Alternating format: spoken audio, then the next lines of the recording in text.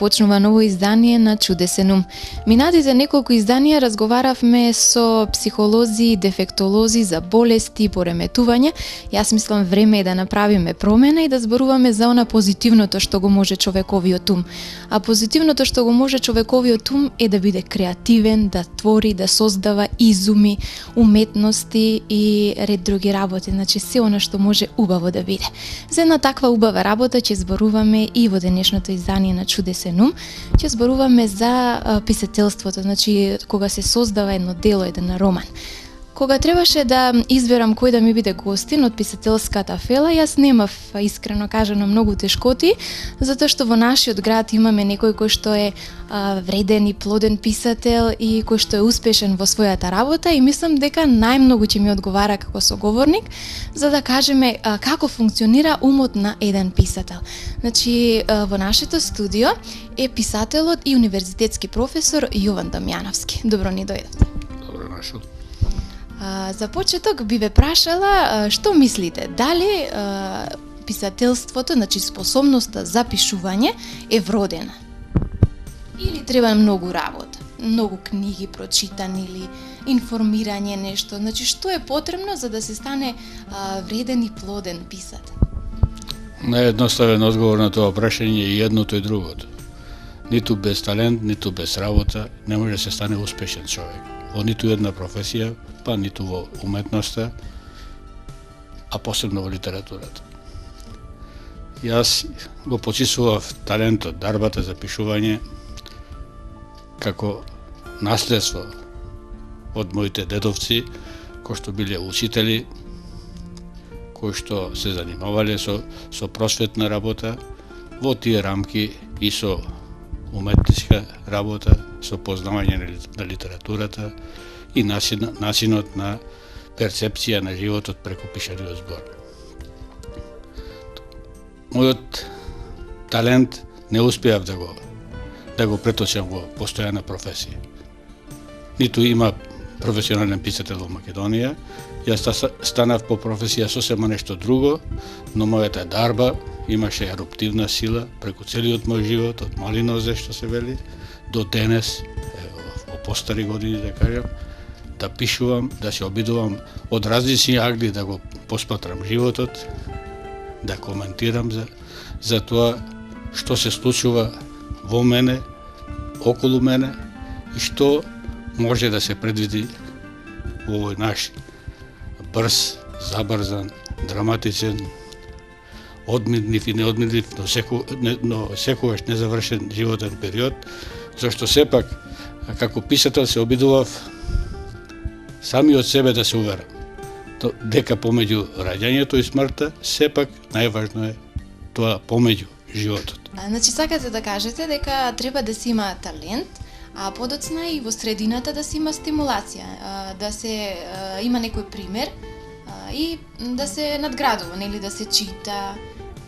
Сигурно. Во животот треба да се пронајдат и примери за пример. Јас најпрво би започнал со мојата учителка Фанија. Значи, тоа е веќе како вие го откривте вашиот талент? Како мојата учителка го откри мојот талент.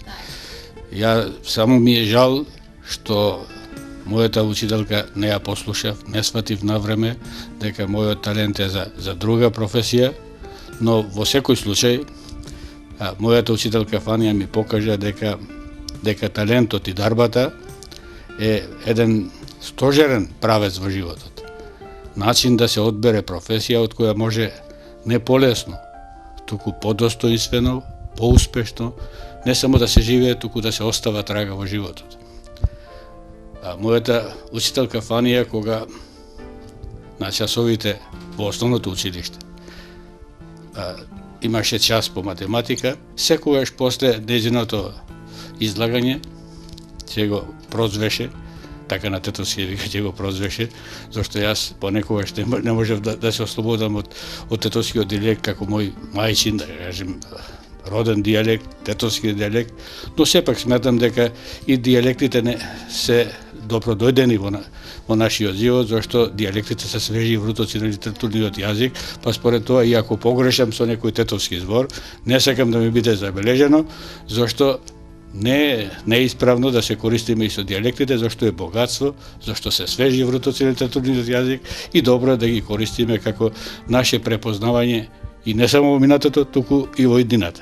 Но, кога, да се вратам кај мојата учителка Фанија, кога ќе предаваше математика, после тоа ќе требаше да зборува, да го објасни тоа, дали сме го разбрали или не, мојот соученик Делчо Јовановски, од ТТО, моја генерација, од исто мало бевме. Делчо Јовановски денеска веќе пензионер, како што сум и јас веќе во предпензионерските денови, и е еден од попознатите машински инженери, професори на машинскиот факултет. Значи Фанија најпрвим во него го откри талентот за математика, а кога требаше некој да зборува после неја по мајчин јазик, по пренород мајчин јазик, тогаш мене ќе ме повикаше да прераскажам тоа што таа зборувала. Значи, уште тогаш таа препозна дека јас имав дарба и можев да се снајдам во таа област од просветата, од образованието, но еве пак уште еднаш ќе повторам, ми е жал што навреме не разбрав дека мојата учителка Фанија имаше право, не успеав да разберам на време, за да го искористим талентот и како професија. Но тоа во животот никогаш не може, судбината не определуваме сами, но не треба да ни биде забележено ако понекогаш и погрешиме, зашто и грешките се дел од нашата да. Но ја еве денеска сум универзитетски професор на економски факултет, предавам предмети по менеджмент, но цел живот пишувам. Како што прва љубов. Да. И прва, и да не кажам последна, зашто не е убаво да имаме последни работи, зашто секпак треба да зборуваме за некој оптимизам, како изгре сонце на човековата надеж, а не како зајди сонце. Па во таа смисла сакам да кажам дека мојата литературна продукција е прилично голема. Јас веќе имам напишано 10 романи, 5 драми, сите играни на сцена се. Имам напишано и многу новели и раскази кои што се објавени, и голем број публицистички дела, научни трудови, така да на некој начин мојот талент за пишување најде своја плодна почва во повеќе области и не само во литературата. И среќа што сте наш сограѓанин, па јас можам да ве повикам без проблем во нашата емисија, така. Ајде сега да ни кажете што се ви беше потребно за да станете она што сте денес, нели, почитуван писател. Имаше ли нешто од што требаше да се откажете? Сепак, нели, успехот бара некои жртвување? Ја мислам дека тајната на успехот е да научиш да учиш. Јас се обидував од моите сограѓани кои што беа познати во моето време, во мојата младост, како што е Јован Павловски, Живко Стефановски, кој што сега е починат, и многу мина други. И посебно од новинарската фела во која работев како професионален новинар толку години, научив да учам од нив. Да се обидувам и туѓите сознанија да ги анализирам и да ги користам како нешто што е универзално. Зашто секој човек треба да се искачи на една универзалност, да не остане сам во своите размислување, своите мисли. Зашто мислата поединечна не е секогаш сигурно дека може да биде и најоригинална. Ние сите живееме во свет на едни универзални значења, на разни значења, разнобојни значења, кои треба да се составуваат во една обична мисла. Да се припаѓа на човекот, но од човекот кој што знае да го цени човекот во секој човек. Зашто, како што би рекол Гете, ја мислам дека е таа позната мисла, но еве ќе ја повторам, ако не направиш ништо за другите, односно не си присвоил нешто од другите, не си направил ништо ниту за себе. Значи, од што се откажавте, потребно е долго образование. Рековте треба да се учи од примери, да се усогласува своето мислење со другите. Што ви беше најмногу криво, од што требаше да се откажете во тие младешки години, за да се посветите на писателството, сепак и тоа бара време, а да се седне и да се пишува не е лесна работа, во прашање се неколку стотини страни.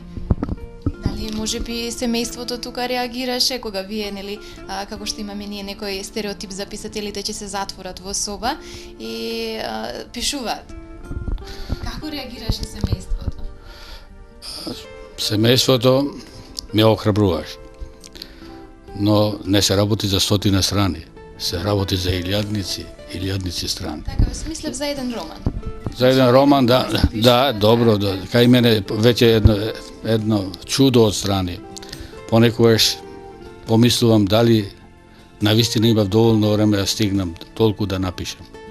Но сепак не е добро ако одговорам дека сум се откажувал од нешто заради тоа.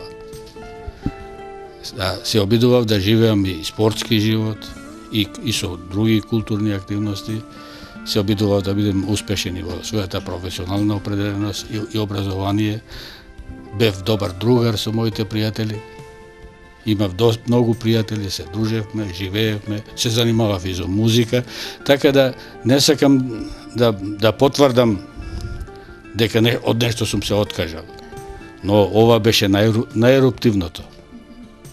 Писателската работа, односно книжевното остварување како визионерски начин на мојот живот беше една еруптивна работа од мене, која не ме принудуваше заради талентот да се откажам од другите работи, но сум достоинствен на таа дарба, на тоа дело што досега го постигнав и верувам дека е тоа едно достоинство на мојот живот на кој сум горделив.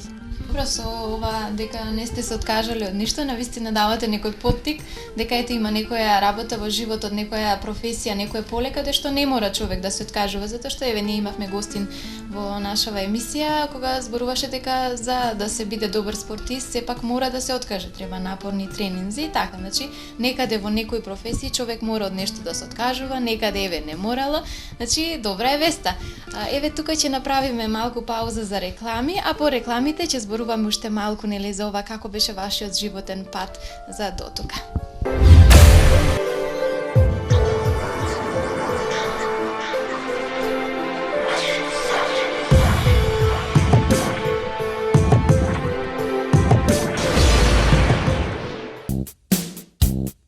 Федербау, реномирано предпријатие за производство на душеци. Федербау, наспиите се. Пред вас е нов ден. Латекс материјал, релакс, ортопедик, стандард медицински душеци за деца, потполно еколошко ортопедски производи, произведени по сите ИСО стандарди. Федербау со своите производи ви гарантира перфектен одмор и релаксација. Единствена можност, изработка на душек со димензии и материјал по желба на клиентот. Посетете не во продажниот погон во Голема Речица. Федербау, квалитетно, еколошко, модерно. Наспиите се, пред вас е нов ден.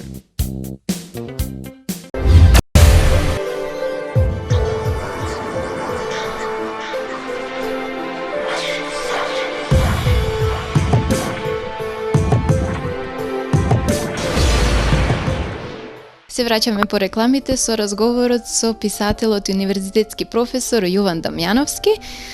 Стасавме до на најинтересното според мене, значи прашањето е како се раѓа едно дело, како почнува од идејата па до крајниот продукт, оној роман кој што ќе биде во рацете на читателите и кој што подоцна ќе уживаат додека го читаат. Значи како се раѓа една идеја?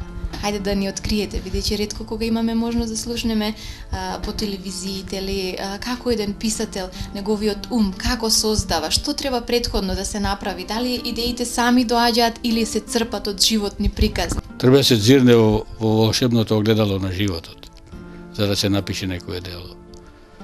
Но јас сепак би се вратил, за да се напише нешто, треба претходно да се подготови.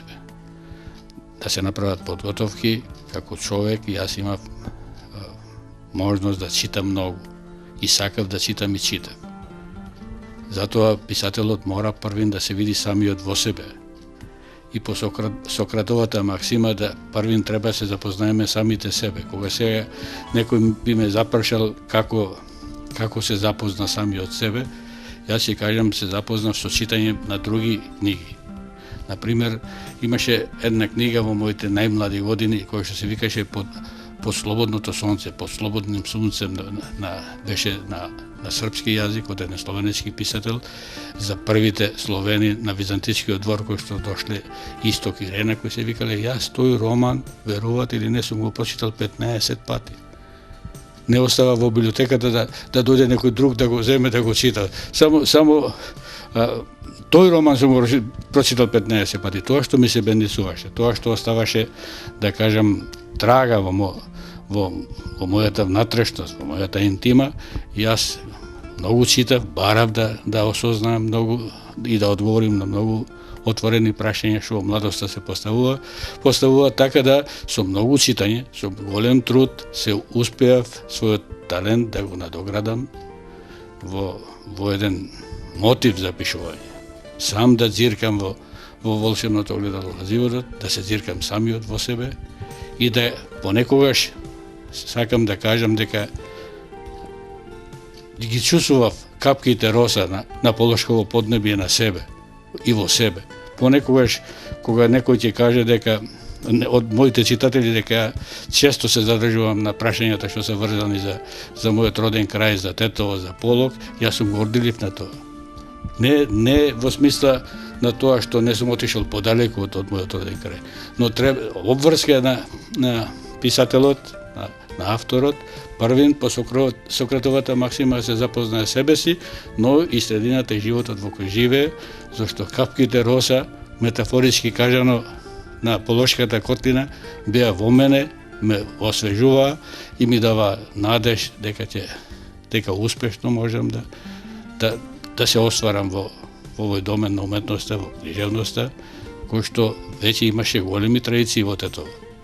Јас сакам само да спомнам дека овде работ не само Кирил Печиновиќ, како наш сограѓаnin, тука били Јордан Хаджи Константинов Зинот, Ѓорче Петров, исто така, многу мина во нашево минато македонско, на оваа исконска македонска земја живееле и работеле во Тетово, се создавала една традиција и културна, како што се создавала и фолклорна традиција во Тетово. Дали за да се добие една идеја треба да се има развиен друштвен живот, да се слушаат туѓи приказни? Еве како вас ви доаѓаат идеите во вашите романи? Не една приказна, 10 рековте романи. Значи 10 осмислени приказни. Дали од некого црпевте, од нечија животна приказна, значи идеја за да напишете некој роман? Сите приказни се помеѓу јавето и сонот. Во оваа прилика сакам да кажам дека во сонот сонував и приказни кои што има некаква трага во животот, како одблесок на животот, како изгреј сонце кое што допрва треба да изгрее. Понекогаш сонцето од исток, од Сувагора, од нашава Сувагора, спроти поток каде што израснав, каде се родив и израснав во Тетовското мало, понекогаш ми даваше некоја топлина да се загледам во некој агли од животот, да наблюдувам и туѓи животи, за да ги проверам самиот во себе и на таков начин се обидував да бидам и хроничар и на времето. Мојата книга Нежната прашина на заборавот е книга за начинот на животот во нашиот крај, за пешалбарењето, за првите револуционерни активности на комитите, за одењето на овците од шалпанискиот предел кон Егејското поле и во обратна насока, од начинот на животот во минатото, но за да се препознаеме не само во минатото, туку на таков начин се препознаваме и во нашата македонска иднина. Ете така, значи ја имате идејата и што потоа? Седнувате и преточувате во зборови. Како оди? Дали како на филмовите седнувате во соба затворени и пишувате? Ние сме колеги и по новинарската работа. Вие знаете да се направи сценарио, треба се дојде до идеја, да се направи визија, да се визионира идејата како да се преточи во литературно дело или во сценарио. Но после тоа е мисијата, како да се оствари идејата, тоа е многу поважно, многу потешка и многу посложена работа. Потребно е да се направат тези, потребно да се создава содржина, структура на идејата. Мора да се направи почеток, кулминација на настаните, избор на личности кои што треба да имаат некоја подлога и во животот, за да некој се препознае во животот, за да може да се направи и порака од романот, зашто ниту едно книжевно дело не може да биде успешно ако нема порака за читателите. Мене како да кажем, ми направи впечаток еден мој пријател, професор од мојот факултет, мој колега, кој ме праша во една прилика, жена му го замолила да ме праша дали Македон, главниот лик од мојот роман Жолта минута, сум ја во романот. Ја му одговори, поздрави ја жена ти и кажи дека сум ја во романот, но си и ти, а може би и таа може да се најде во романот.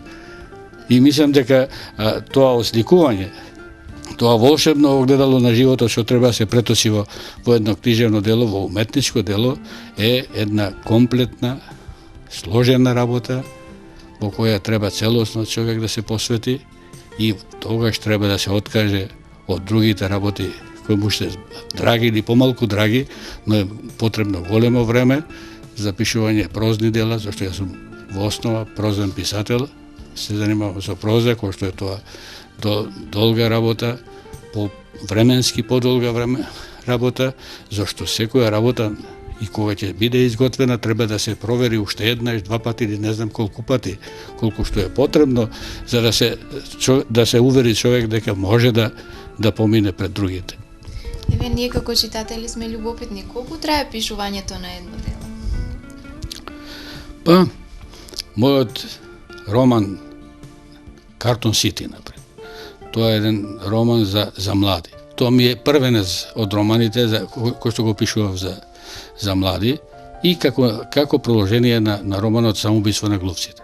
Основната тема беше големото зло на денешницава, за младите, за разорното дејство на дрогата. Картон Сити можев да го напишам побрзо отколку другите романи. Зашто почнува да има се повеќе информации за луѓе кои што страдаат од дрогата, за луѓе кои пропаѓаат во животот, кои што може понекогаш и да ги видиме по улиците, па не ми беше тешко тоа побрзо и појасно да го представам како дело, уметничко дело кое што во основа и во почеток и во завршеток го има тоа разорно дејство на дрогата кај младиот свет, кај човекот, кој што уништува човечки надежи, но секогаш во животот постои надеж на човечкиот род дека ќе ги преброди сите проблеми. Се вели дека земјата станува се помала и помала, но луѓето можат да бидат големи ако се хуманисти, ако се солидарни едни со други, зашто секогаш сме упатени да се препознаваме меѓу себе и во себе како човек во човека. Што чувствувате после излегувањето од печат на книгата? Значи, дали тоа некои коментари кои што подоцна ги слушнете од некој читател ве прават среќен ли, можеби некоја критика? Значи, какво е чувството на еден писател после излегувањето на неговото дело за кое што ве кажавме, треба многу работа, многу труд, претходно идеја. Значи, како ги доживувате пофалите и критиките? Добро, најтешко е ако ништо не ми се каже. Тоа што останува на мене. Молчењето не е злато, во овој случај, никако молчење. Останува на мене да проценам зошто е така. Но за среќа, моите дела предизвикувале секакви реакции. Не секогаш најдобри, но од тоа што било негативна реакција, јас сум се обидувал да најдам пример од кој можам да се поучам. Да изнесем искуство кое што нема да се повтори. Мене многу мина книжевни критичари во Република Македонија ме контактирале, ме читале, ме анализирале, ме обработувале. Сум застапен во многу книги на книжевни критики како Раде Сидјан, Велес Милевски, Тодор Чаловски, но мојот најголем пријател беше Гане Тодоровски. Гане Тодоровски се познававме уште од младите студентски години, уште во книжевна младина на Македонија, каде што бев секретар, јас како млад книжевник, а Гане беше председател, и тогаш Гане ме советуваше на некој начин да го прекинам студирањето на мојот факултет, додам на книжевност. Зашто виде дека мојот талент е посилен од тоа што сакам, што сум се определил професионално. Но јас и него не го послушав како мојата учителка Фанија, но сепак на крајот во неговите книжевни разгледувања за мојот роман Жолта минута, тој спомна дека е задоволен од мојот книжевен труд, од мојата книжевна пројава во македонската литература, и сметам дека тој ми беше и примерот за мојата работа. Гане Тодоровски беше еден, како да кажем, гениален човек. И не само сега кога е веќе посинат, туку и за време на неговиот живот беше гениален, гений. И само да подсетам што зборуваше Гане за македонците. Колку сме, толку сме, токму сме, сеќавате. Но и уште нешто зборуваш. Ќе не има и кога ќе не нема. Како што не немаше, кога и требаше да не има. Добра, ајде сега вака да ни кажете кои психички особини треба да ги има еден писател. Значи, дали тука е некоја толерантност, некоја издржливост, бидејќи толерантност во смисла че се слушаја секакви критики, позитивни и негативни. А дали истрајност, да се истрај да се напише едно дело, сепак рековте треба повеќе време, не неколку дена, месеци. Значи една карактеристика мора да е истрајноста, да истрај, да не се откаже, па кога не одат зборовите, да се почека некој ден, па да се продолжи следниот. Викаат утрото е помудро од вечерта, така? Точно така, но и сите големи таленти, и книжевни, и други уметнички таленти, и оние кои што имаат помалав талент од другите, зашто има секоја споредба, се врзани за менталната хигиена. Секој човек, па и авторите, и писателот има свој менталитет, припаѓа на некоја група на менталната хигиена. Ја морам да кажам дека во основа по менталитет сум сангвиник. Понекогаш велат дека за сангвиниците имаат трофазна струја во јазикот, но ја имав трофазна струја толку многу напишав и сметам дека имав трофазна струја во пишувањето. Но покрај сангвиник никогаш не бев холерик. Никогаш не се повлекував во себе и само за себе. Ниту бев осветолюбив тип. Секогаш сакав да помогнам, како што очекува помош и од другите кога ми беше потребно. Но едновремено морав да кажам дека бев и меланхолик помалку. Тоа е една романтична природа, но не бев депресивен тип. А меланхолик е многу одговара и за младите години, за љубовното време кое требаше да се живее со романтична смисла за животот, со романтичен однос кон животот, така да во ментална хигиена можам да се чувствувам дека бев и сангвиник и меланхолик. А не бев ниту флегматик, ниту холерик. Но едновремено сакам веднаш да кажам дека во мојата литература, што се однесува до филозофијата, се служев со филозофската доктрина што се вика Толстоевштина. Во нашето образование големиот Толстој го учиме како писател. Но Толстој е познат во светот, особено во Соединетите Американски држави, и како филозоф. Неговата филозофска доктрина се вика Толстоевштина. Тоа во основа, во суштина може да се каже дека според таа филозофија дека човекот не може да биде само добар или само лош едновремено. Односно, никогаш во човечкиот живот не можеме да најдеме човек кој што е само добар или само лош. Туку е човек во зависност од околностите во кои ќе се најде.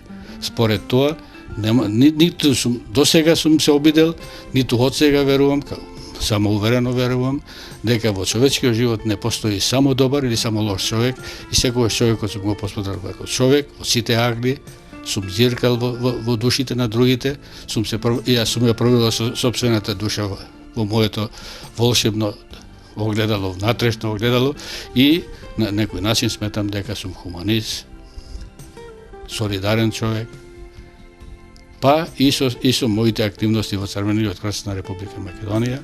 Ја бев и председател долго години на Црвениот крст на Република Македонија и сметам дека чувството за хуманост и солидарност е за препознавање на луѓето во целиот свет. Сега навистина земјата стана мала.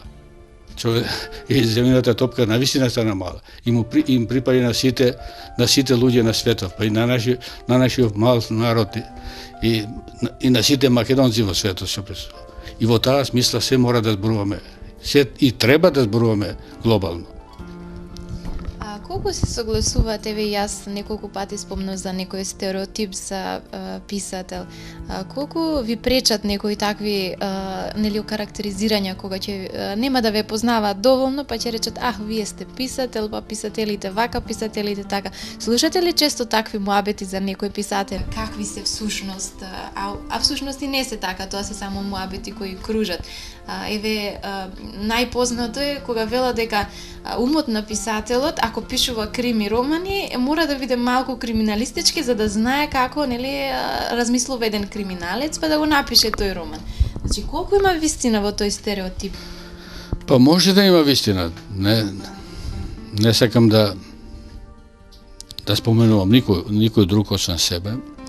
Јас се обидувам да ги запознавам луѓето од сите страни.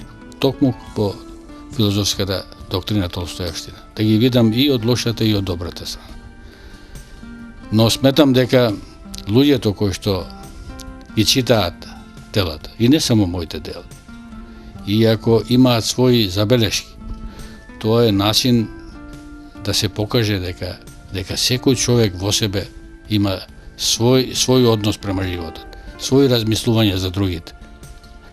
Затоа мора да се проверуваме и самите по Сократовата аксиома дека најпрвин треба да се запознаеме за себе си за да зборуваме за другите. Но јас на тие луѓе кои што сметам дека неодговорно ме именувале како човек кој што полесно поминал на животот затоа што пишувал, за разлика од моите некогашни другари од моето мало поток од тетово кои што станаа добри занаетци, многу добри мајстори, поубаво живееја од мене, отидоа побрзо во пензија, но велеја за мене дека со тоа што учев и што се образував, што вложував во себе и што станав писател со илјадници напишани страни и со новинарски труд кој што не може да се мери со бројки, јас полесно поминав во животот отколку ни. Но понекогаш ми паѓа на памет да си признавам самиот на себе. Ако бев помлад, дали ќе одберев тоа што сум сега или можеби ќе станев некој добар мајстор кој што поубаво може и покомфортно да помине низ животот со средства. Ја го разбрав и затоа вака одговорив едноставно и искрено. Значи некогаш повторно да се родевте, нешто друго ќе избравте? Па не требаше да прочитам некаде од Исусу да се послужам како пример за пример, но тогаш во младоста само се гледав сами од себе си и одбрав тоа што судбината го дава за секој човек. И ние се препознаваме и со поединечната судбина. Така да не сум незадоволен од тоа што сум, достоинствен сум на својот труд, на својата работа. Еве се пензионирам сега веќе и како декан на факултет. Според тоа постигнав се во животот, но се надевам и не сум завршил со своите активности. И јас се надевам не, и затоа моето последно прашање, бидејќи ете тука и привршуваме со емисијата, и планирате ли нешто следно? Значи се подготвува ли нешто во вашиот ум за некое следно дело? Па, моите сега ангажмани се свртени малку на стручен план. Пишувам книги од економијата, за менеджментот, во моментот пишувам книга за стратегискиот менеджмент. Некој ќе рече тоа не е ништо. Што е стратегиски менеджмент? Што е стратегија? но веднаш ќе кажем дека стратегија може би не е ништо, но се е ништо без стратегија. Така да сакам да оставим трага и во мојата професионална работа, но што се однесува до литературата, јас не можам да се откажам и да сакам, не можам да се откажам. Мојата перцепција за животот е од повеќе агли и сигурно ги забележувам работите и настаните што се случуваат. И последниот мој роман беше Време за времето. Пишував за ова наше бурно, драматично, одминливо, неодминливо, но секогаш незавршено време, но во тој роман Време за времето не можев да стигнам да запишам се, зашто е тоа толку сложено како материја, како агол за посматрање на животот, така да верувам дека ми остана уште многу да видам и да забележам во смисла на моје, ама и на општо човечкото препознавање во околината во која живеам и работам. Јас верувам дека ќе има уште многу што да читаме од вас. Ви благодарам за учеството во емисијата Чудесен ум и се надевам дека добро се чувствувавте. Малку беше необично да зборувате сигурно за вашиот ум како функционира. Дали ви беше необично? Или ве прашувале и друг пат? Ме прашувале и друг пат, но вака искрено до сега не верувам дека сум одговорил. Тоа и може би заради тоа што сме колеги јави во новинарската работа. Се уште сметам дека новинарската работа е начин да го сликаме животот, да го одбележуваме, да го анализираме животот исто како што е и книжевната работа. Јас се обидов по животот да ги поврзам тие две професии како моја дополнителна работа, не како основна, но сметам дека и новинарската работа и литературата се обврска. Како што би рекол големиот Достоевски, за се сме одговорни, пред себе и пред другите.